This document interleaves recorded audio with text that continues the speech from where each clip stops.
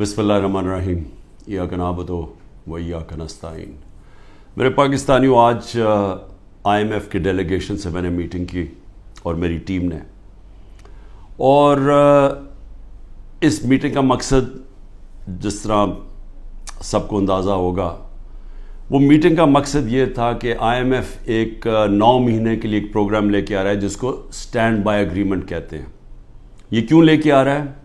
क्योंकि अगर ये IMF का अब कर्ज़ा जो $3 अरब का इनको नहीं मिलता, तो ये याद रखें कि पाकिस्तान, जो मैं आज से साल पहले कह रहा था, बल्कि 13 महीने पहले मैंने जब कहा, तो मेरे ऊपर इन्होंने कहा गद्दारी का केस करना चाहिए।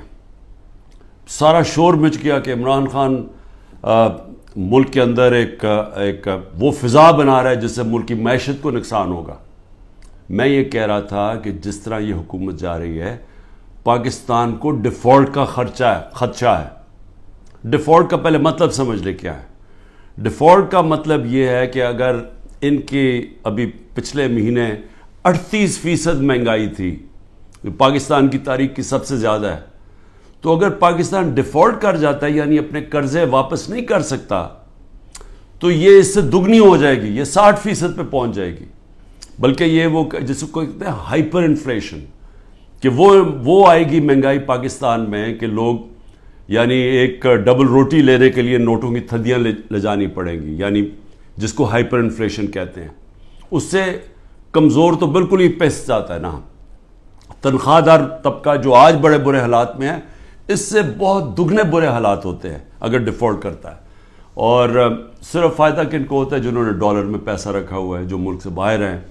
ये जो लोग ऊपर आज हुकूमत कर रहे हैं, जिनके सारे पैसे बाहर पड़े हुए हैं, अरबों डॉलर बाहर पड़ा है, इनको तो कोई फ़र्क नहीं पड़ेगा, लेकिन पाकिस्तान के अंदर लोग पिस जाएंगे। तो लिहाजा हमने फिर IMF को हमने कहा कि ठीक है, हम इसको, आपकी ये जो स्टैंड बाय एग्रीमेंट है, ये तब तक एंडोर्स करते हैं जब तक इलेक्शन हो के एक नई गवर्नमेंट नहीं आती। जो नई गवर्नमेंट आएगी, ज़ाहिर है वो अपना फिर से अपने प्रोग्राम के तहत IMF से बातचीत करेगी।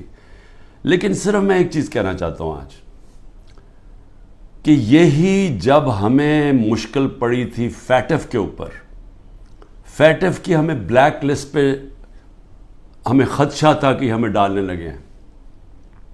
हमें पार्लियामेंट के अंदर एक कानून पास करना था। तो जब हमने ऑपोजिशन को कानून पास करने का कहा, क्योंकि अगर ब्लैक लिस्ट पे आ जाए तो वो भी पाकिस्तान में सैंक्शंस लग जाती हैं, वो फिर वही हालात बनने शुरू हो जाते हैं जो कि एक डिफ़ॉल्ट से होते हैं, यानी फाइनेंसिंग ख़त्म हो जाती है बाहर से, उस चीज़ें महंगी हो जाती है, महंगाई होती है, गुर्बत बढ़ जाती है। तो उससे बचने के लिए हमने वो लेजिस्लेशन पास कर रही थी असेंबली में। तो जब हमने ये PDM के लोगों को कहा कि ये हमारी मदद करें ये लेजिस्लेशन पास करने में, तो इन्होंने आगे से कहा कि पहले हमें NRO दो, नैब के अंदर चेंजेस लेके आओ, जो हमारे ऊपर पहले इनके दौर के जो करप्शन के केसेस थे वो माफ़ करो, और अगर वो आप नहीं करेंगे तो हम आपके साथ नहीं देंगे। और हमने वो NRO नहीं दिया, इन्होंने साथ नहीं दिया। इसके बावजूद हमने फिर वो, अल्लाह का करम है कि हम वो लेजिस्लेशन पास कर गए, और आज जो FATF से निकले हैं वो बहुत बड़ी चीज़ थी, वो जो हमने कानून पास किया था। तो मैं सिर्फ ये कहना चाहता हूँ कि आपको सिर्फ फ़र्क पता चल जाना चाहिए कि ये वो लोग थे जो अपनी करप्शन के लिए हमें ब्लैकमेल कर रहे थे, करप्शन बचाने के लिए। आज ये हालात हैं जब हम इनकी मदद कर रहे हैं, क्योंकि हम IMF को क्यों चाहिए कि हमारी मदद क्यों चाहिए? उन्हें पता है कि आगे केयरटेकर गवर्नमेंट आ रही है, इलेक्शन जब आएंगे केयरटेकर गवर्नमेंट ये नहीं कर सकती, तो उनको चाहिए कि सारी पार्टीज़ का कंसेंसस चाहिए। हम सिर्फ मदद पाकिस्तान के लिए कर रहे हैं, जबकि 10,000 हमारे कारकुन जेलों में हैं। आज जो हमारी इकोनॉमिक टीम थी वो सारी अंडरग्राउंड है। उनको इकट्ठा किया, जूम के ऊपर लिया। मेरे ऊपर 180 केसेस बन चुके हैं। सारी सीनियर लीडरशिप की यहाँ अंदर है केसेस हैं, और जो बाहर निकलती हैं तो उनको कहते हैं कि जी पहले का पार्टी छोड़ोगे, नहीं तो हम आपको अंदर रखेंगे। जो हमारे लीडरशिप जेल में है उनके ऊपर इंतहा किस्म का پریشر ڈالا جا رہا ہے. جو بھی گلگت بلتستان کے اندر جو ڈرامہ کیا گیا ہے, آپ یہ سوچیں کہ جو ممبرز کے اوپر انہوں نے پریشر ڈالا, ہمارے پاس تو نمبر پورے تھے, پہلے پارلیمنٹ کے اندر گھسنے نہیں دیا, اب اس کے بعد ایک ایک ممبر کے اوپر پریشر ڈالا ہے, وہی کرنے جا رہے ہیں جو کہ انہوں نے آزاد کشمیر میں کیا تھا. تو ایک طرف تو یہ ہو رہا ہے, اور اس کے باوجود ہم آج کیونکہ ہمارے ملک کو نقصان نہ ہو, ہم نے یہ فیصلہ کیا ہے کہ ہم اس اسٹینڈ بائی ایگریمنٹ کو بیکنگ دیتے ہیں تب تک جب تک الیکشن نہیں ہوتی. اب اس میں دو اور چیزیں تھیں. میں نے آئی ایم ایف کے جو امریکہ سے جو ہیڈ تھے, ان سے جو میں بات کر رہا تھا, ان کو میں نے ایک چیز سمجھائی کہ میں نے کہا جب تک اس ملک میں پولیٹیکل سٹیبلٹی نہیں آتی, سیاسی استحکام نہیں آتا, تو یہ جس طرح یہ ملک چل رہا ہے, یہ اب تھوڑی دیر اگر آپ 3 ارب دے بھی دیں گے اور 3 ارب ڈالر کی دینے میں تھوڑے سے اور ڈالرز بھی 5-6 ارب ڈالر اور بھی آ جائیں گے, تو یہ تو کینسر کا علاج ڈسپلن سے ہو رہا ہے. جو کینسر ہے وہ پھیلتی جا رہی ہے, اور کینسر کیا ہے کہ ملک میں سیاسی استحکام ہی نہیں ہے. اور وہ کیوں نہیں ہے؟ کیونکہ یہ سب پارٹیز نے مل کے اور ساتھ اسٹیبلشمنٹ, کیونکہ تحریک انصاف اقتدار میں نہ آئے, الیکشن تب کروائیں گے جب یہ سمجھتے ہیں کہ پارٹی تحریک انصاف الیکشن نہیں لڑ سکے گی. جب ان کو اوپر اتنا دباؤ ڈالیں گے, اس کو اس طرح کرش کریں گے کہ جب وہ بالکل الیکشن نہیں لڑ سکے گی تب الیکشن کروائیں گے. میں آج اپنی قوم کے سامنے کہنا چاہتا ہوں کہ یہ جب سے رجیم چینج ہوا ہے, جب سے ہماری گورنمنٹ گرائی ہے, تب سے کوشش کر رہے ہیں پارٹی کو ختم کرنے کی. اور کوئی ان کو جو سب اوپر پاور میں بیٹھ کے تحریک انصاف کو ختم کرنے کی کوشش کر رہے ہیں, ان کو کوئی ملک کی فکر نہیں ہے. انہوں نے جو پاکستان کی معیشت سے کیا, میں آپ کو پھر کہتا ہوں دشمن بھی نہ کریں. میڈیا کنٹرول کر لیا ہے, ایک کنٹرول میڈیا ایک بات کرتا جا رہا ہے کہ جو ہو, یہ تو پیچھے سے یہ تحریک انصاف کی وجہ سے ساری مشکلات آئی ہیں. پھر سے میں کہتا ہوں کہ ہر سال شائع ہوتا ہے اکنامک سروے آف پاکستان. ذرا اکنامک سروے آف پاکستان میں دیکھ تو لیں کہ بینکرپٹ گورنمنٹ 2018 میں ملی, اور کرونا کے باوجود کیسے اس 6% پاکستان کی معیشت آگے بڑھ رہی تھی, گروتھ ریٹ تھی. 2 آخری سالوں میں جو ایوریج تھی وہ 6% تھی. تو کتنی دفعہ پاکستان کی معیشت اتنی تیزی سے اوپر گئی ہے. انڈسٹری بڑھ رہی تھی, دولت میں اضافہ تھا, پر کیپٹا انکم بن رہی تھی, ٹیکس بڑھ رہے تھے, ایکسپورٹس بڑھ رہی تھیں, ریمیٹنسز بڑھ رہی تھیں. تو جب ایک ملک ترقی کر رہا تھا, اس گورنمنٹ کو گرا کے جس کو لے کے آئے ہیں, انہوں نے کیا ہے؟ انہوں نے جو ان کی جو پالیسیز تھیں, اور یہ ہمیشہ یہ ملک بینکرپٹ چھوڑ کے گئے ہیں. 99 میں بھی جب یہ نون لیگ گئی ملک بینکرپٹ تھا, 2018 میں بھی بینکرپٹ کر کے گئے, اور پھر آتے ساتھ ہی ایک اکانومی جو چل رہی تھی اس کو بینکرپٹ کر دیا. انہوں نے کیا؟ انہوں نے پہلے بھی جب ایکسچینج ریٹ کو زبردستی روک دیا جب 2018 میں, تو ایکسپورٹس گر گئی.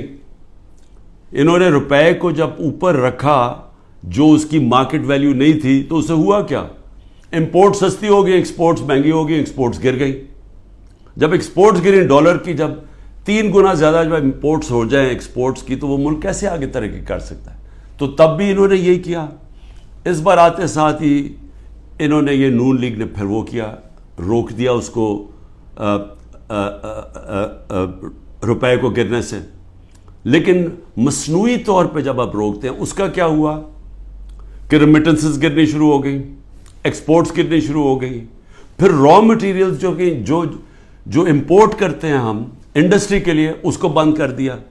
انڈسٹری نیچے جانی شروع ہو گئی, ٹیکس کلیکشن نیچے جانی شروع ہو گئی. 3 ارب ڈالر کا ہمیں مل رہا ہے اس وقت آئی ایم ایف سے اسٹینڈ بائی ایگریمنٹ پہ جو پیسہ آئے گا. 7 ارب ڈالر صرف 1 سال میں پاکستان کو نقصان ہوا ہے ایکسپورٹس کی کمی میں اور ریمیٹنسز کی کمی میں. ریمیٹنسز کی کمی میں کیوں ہوا؟ کیونکہ اتنا فرق پڑ گیا مارکیٹ میں، روپیہ کی قدر کدھر چلی گئی اور آفیشل کدھر تھی کہ لوگوں نے بینکوں کے تھرو پیسہ نہیں بھیجا، دوسری طرح پیسہ بھیجنا شروع کیا، ہمارا ریمیٹنسز کم ہو گئی اور ایکسپورٹس کم ہونی تھی. جب انڈسٹری کے اوپر انہوں نے را مٹیریل بند کر دیا، ایکسپورٹس کم ہو گئی. تو $7 ارب کا ایک سال میں کمی آئی ان کے دور میں، جبکہ $3 ارب کا ہم اب قرضہ لے رہے ہیں. قرضے بڑھتے جا رہے ہیں، آمدنی سکڑتی جا رہی ہے. کوئی ملک چل سکتا ہے ایسے؟ اور کتنی دیر چلے گا؟ اور پھر اوپر سے سیاسی استحکام ہی نہیں ہے. لوگ ملک چھوڑ کے جا رہے ہیں، ملک سے ڈالرز باہر جا رہے ہیں. جب پروفیشنلز بھی باہر جا رہے ہیں اور ڈالرز بھی باہر جا رہے ہیں تو آگے کیا رہے گا مستقبل پاکستان کا؟ اس لیے ہم نے IMF کو بھی سمجھایا، میں نے اس کو سمجھایا. میں نے کہا دیکھو، جب تک فری اینڈ فیئر الیکشنز نہیں ہوں گے یہ ملک اب یہاں سیاسی استحکام نہیں آئے گا اور اکانومی ٹھیک نہیں ہونے لگی. لیکن بدقسمتی کیا ہے کہ حکومت دوسری، یہ جو پالیسیز ہیں جو پاور میں بیٹھے ہیں وہ دوسری طرف جا رہے ہیں. بجائے صاف اور شفاف الیکشن کروا کے ایک سیاسی استحکام آئے، ایک ایسی حکومت آئے جو پبلک کی ووٹ سے آئے، پبلک کے مینڈیٹ سے آئے، 5 سال کے لیے آئے، وہ پھر مشکل فیصلے کرے. مشکل فیصلے کا مطلب اصلاحات کرے. اصلاحات تب ہوتی ہے ملک میں جب پبلک ایک گورنمنٹ کے ساتھ کھڑی ہو، اعتماد رکھیں گورنمنٹ میں، تب مشکل فیصلے ہوتے ہیں. جب وہ گورنمنٹ ان کو کہے کہ یہ ہم اس ملک میں سرجری کر رہے ہیں، یہ ہم اصلاحات کر رہے ہیں، آپ کو شروع میں تکلیف ہوگی لیکن بعد میں آپ کے حالات بہتر ہو جائیں گے. لیکن وہ گورنمنٹ کر سکتی ہے جس کو پبلک اس پہ اعتماد رکھے. اب ان کے اوپر کس نے اعتماد رکھنا ہے؟ کیونکہ جو انہوں نے کہا کہ جی میں 200 سے کم روپیہ کروں گا، آتے ساتھ اس نے کہا ڈالر کم کروں گا، پہلے تو کہا 100 سے کم کروں گا، یہ سارے انہوں نے نعرے مارتے رہے. ہم مہنگائی کم کریں گے، مہنگائی بھی تاریخی، روپیہ بھی تاریخی طور پہ نیچے گرا. اس کے علاوہ جو انہوں نے وعدے کیے سب کے سامنے ہیں کہ کدھر کھڑے ہیں، لوگوں کے آج حالات کیا ہیں. تو اب ان کے اوپر تو اعتماد آنے نہیں لگا. جو کوشش کی جا رہی ہے انجینئرنگ کی، وہ یہ لوگ پھر واپس آ جائیں گے. تحریک انصاف کو کوشش کی جا رہی ہے کہ اس کو ختم کیا جائے. تو اس سے تو سیاسی استحکام نہیں آنے لگا اور اس سے تو آگے کوئی ملک کا مستقبل ہی نظر آ رہا. تو لہٰذا ہم نے ان کو یہ ضرور کہا ہے کہ دیکھیں جو آئین کہتا ہے، آئین کے مطابق الیکشن کروائے جائیں. آئین جو فنڈامنٹل رائٹس، بنیادی حقوق کی حفاظت کرتا ہے، وہ اس کو امپلیمنٹ کیا جائے. کیونکہ آپ صرف اگر پیسے دے ہی دیں گے، پھر سے میں کہہ رہا ہوں کینسر کا علاج ڈسپلن سے ہوگا، تھوڑی دیر کے لیے فائدہ ہو جائے گا. کینسر تو پھیلتی جا رہی ہے. کینسر تو تب ختم ہوگی اس ملک میں، کاٹ کے جب نکالی جائے گی، جب ایک مینڈیٹ والی پبلک کی بیکنگ سے گورنمنٹ آئے گی، وہ مینڈیٹ اس کے پاس ہوگا، وہ پھر ایک وہ سرجری کاٹ کر کے جو اس ملک کے اندر جو غلط چیزیں آ گئی ہیں، جو ہماری ملک کے اندر اصلاحات چاہیے ہیں، جو مشکل فیصلے چاہیے ہیں، جو رول آف لا، قانون کی بالادستی قائم کریں تاکہ ملک میں باہر سے انویسٹمنٹ آئے، سرمایہ کاری ہوگی تو دولت کے اندر اضافہ ہوگا. وہ دولت میں اضافہ ہوگا تو ٹیکس، یہ جو قرضے واپس کریں گے، وہ دولت میں اضافہ تو ہونے نہیں لگا اگر یہ جو آج جنگل کا قانون ہے. تو وہ سب کچھ اکٹھا جاتا ہے. سیاسی استحکام، اس کے بعد اصلاحات میں سب سے پہلی اصلاحات رول آف لا، قانون کی حکمرانی، یہ جو جنگل کا قانون ہے یہ ختم کیا جائے، اور اس کے بعد پھر سرمایہ کاری ہو، اور اس کے بعد اس ملک کے اندر دولت میں اضافہ ہو، اور اس کے بعد ہم اپنے قرضے واپس کریں اور خوشحالی آئے پاکستان میں، لوگوں کو نوکریاں ملیں، بے روزگاری ختم ہو، دولت میں اضافہ، لوگوں کو باہر نہ جانا پڑے. تو وہ تو شروع ہوگا صاف اور شفاف الیکشن سے. اور مجھے جو افسوس ہے اس وقت اور خوف آ رہا ہے کہ ابھی تک جو پر اقتدار میں بیٹھے ہوئے ہیں ان کا کوئی اور پلان بنا ہوا ہے، اور وہ جو پلان ہے وہ پاکستان کو تباہی کی طرف لے کے جا رہا ہے. آخر میں ہم نے IMF کو یہ بھی کہا کہ اس وقت ہمارا جو کمزور طبقہ ہے شدید مشکلات میں ہے، اور اس وقت یہ جو پروگرام آپ دیں اس کے اندر ان کا خاص دھیان رکھا جائے. صحت کارڈ کو کئی کی جگہ ختم کیا جا رہا ہے. یہ ایک اتنی بڑی نعمت ہے غریب لوگوں کے لیے, مڈل کلاسز کے لیے, سفید پوش کے لیے, کہ اتنی مہنگائی کے اندر کم از کم ان کا علاج وہ جائیں تو کم از کم وہ جو ہمارا صحت کارڈ کہ 10 لاکھ روپے تک ان کو کسی بھی ہسپتال میں علاج ملنا چاہیے, اس کو رول بیک کیا جا رہا ہے.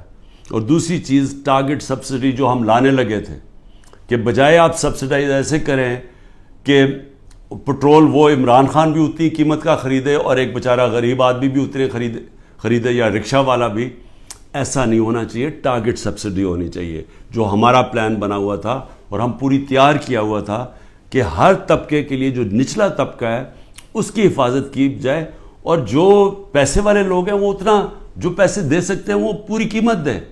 لیکن اگر آپ کم قیمت کریں گے تو سب کے لیے وہ قیمت نہ ہو.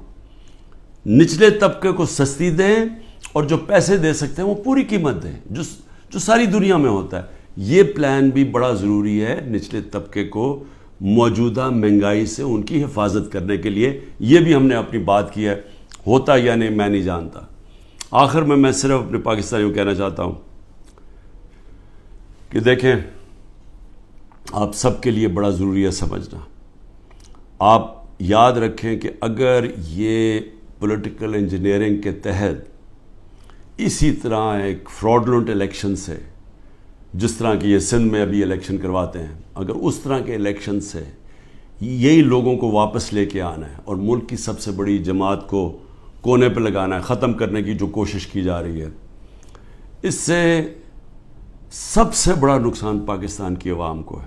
اور 14 مہینے میں جو نقصان ہو چکا ہے, یہ مزید اور زیادہ نقصان ہوگا. یہ برداشت کر سکتی ہے قوم یا نہیں؟ میرے خیال میں یہ نہیں کر سکتی. میرے خیال میں یہاں ایک ایسا حالات ہو جائیں گے جو سب کے ہاتھ سے باہر نکل جائیں گے, جیسے سری لنکا میں حالات ہو گئے تھے. اور عجیب چیز سن رہی ہے کہ سری لنکا کے آج ہمارے سے بہتر حالات ہو گئے ہیں. یہ بھی آپ کو دھچکا لگے گا سن کے. پاکستان پائندہ باد.